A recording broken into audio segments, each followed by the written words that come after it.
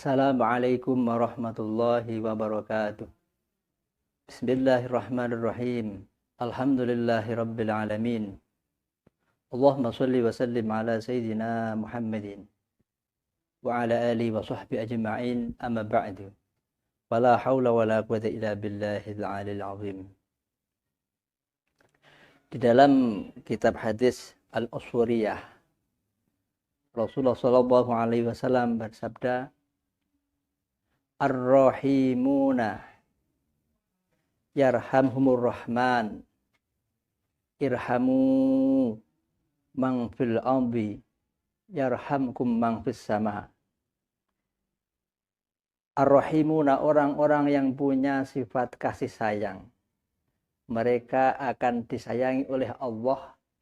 Ar-Rahman, oleh Allah yang punya sifat Ar-Rahman, kasih sayang. Kemudian Kanjeng Nabi mendawahkan irhamu, maka sayangilah mangfil amdi, orang-orang yang ada di atas bumi, apapun yang ada di atas bumi. Yarhamkum mangfis sama, maka kamu akan disayangi oleh yang di langit atau Allah. Ini maksudnya bukan Allah bertempat di langit, tetapi sebagai majas kiasan Allah di langit. Tapi sebenarnya Allah itu tidak bertempat. Tidak butuhkan tempat dan ruang dan waktu, itu Allah. Sifat Ar-Rahman ini adalah sifat yang mulia sekali. Sifat kasih sayang adalah sifat yang mulia sekali. Sehingga ketika Allah menyayangi seseorang, tergantung orang itu punya sifat ini apa tidak. Kalau orang itu punya sifat penyayang, maka Allah akan menyayanginya. Tapi sebaliknya, bila orang itu belum punya sifat penyayang, maka Allah pun juga belum menyayanginya.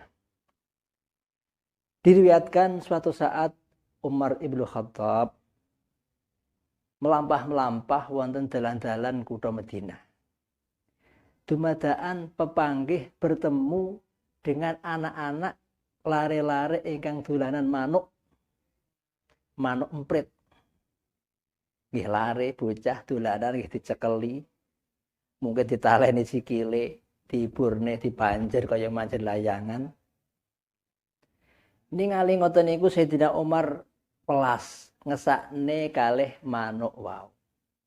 Iki ya makhluk Gusti Allah kok ngidolanan kaya ngene ngesakne. Maka Sayyidina Umar mendekati anak itu. Dan ini yang perlu kita perhatikan. Bisa saja Umar berkata dengan keras, "Cah, manukmu culno, lek ra mbok culne tak jiwit wengko." Bisa saja, tetapi Umar tidak. Karena Sayyidina Umar itu amar ma'ruf bil ma'ruf. Berbuat kebaikan tapi juga dengan kebaikan. Sehingga apa? Fastarohu dalam redaksinya, maka Sayyidina Umar membeli burung itu. Manuknya ditumbas, "Le tak tukune manukmu." Maka si anak tadi karena dibeli manuknya, burung emprit yang di dolanan tadi, ya demen, kena jajan, kena tuku pentol dan lain-lainnya. Nggih, matur nuwun, Pak. Setelah burung itu terbeli oleh Umar, burung itu dilepaskan, dibebaskan. Singkat cerita, ketika Sayyidina Umar sampun sedo, jumhur minas sholihin, banyak yang orang-orang soleh bermimpi bertemu dengan Sayyidina Umar. Maka kesempatan mereka bertanya, "Sayyidina Umar, pripun kabar panjenengan? Pripun Allah kalih panjenengan dikapak nih kalih Gusti panjenengan niku? Diampuni napa disiksa?" Ternyata Sayyidina Umar menjawab, "Nggih, alhamdulillah kula diampuni Gusti Allah. Kula dimaafne Gusti Allah. Kula wonten tempat yang enak, pertamanan surga." Lajeng jumhur menika tanglet, kalih nopo, sebab nopo Allah mengampuni jenengan, nopo sebab adil panjenengan, nopo sebab zuhud panjenengan, nopo sebab lomo panjenengan. Jadi menjawab, "Mboten." Lah nopo? Nalikane panjenengan mendem kula wonten kuburan, jenengan nguruk kuburan kula kanthi lemah, jenengan tinggalaken kula piyambak teng riku, lajeng dumugi dua malaikat. Nggih menika mungkar nakir yang sangat berwibawa, yang sangat menakutkan, Sehingga kula niku toro akli. Kula niku tidak bisa berpikir ketakutan. Bergetar, ngoplok-koplok seluruh tubuh kula. Lajeng malaikat niku nyekel kula. Kula dilenggahaken badhe diinterogasi kalih malaikat. Dumbadaan wonten hatif. Surah tanpa rupa ingkang mungel. Hei malaikat utruka, tinggalkan. Tinggalkan Umar. Sebab Umar saya ampuni, sudah saya maafkan, sebab dia ketika hidupnya menyayangi burung usfur, menyayangi burung emprit yang dibelinya dan dilepaskannya. Masya Allah. Gara-gara beliau sayang kepada binatang, maka ampunan Allah, sayang Allah, rahman Allah pun diturunkan kepada Sayyidina Umar. Inilah sifat Rahman, sifat kasih sayang. Diceritakan seorang ahli ibadah di zaman Bani Israel itu sedang berjalan-jalan. Nah, ini kebanyakan para ulama, para nabi itu juga punya hobi jalan-jalan. Tapi jalan-jalan yang bersifat baik. Beliau berjalan-jalan dan melihat gundukan pasir. Wedi sakrit pamane disokne kan mengguduk gitu, tumpukan pasir. Dan ketika itu di sekitar niku, di kampung niku terjadi kelaparan. Terjadi peceklik, banyak orang yang kelaparan.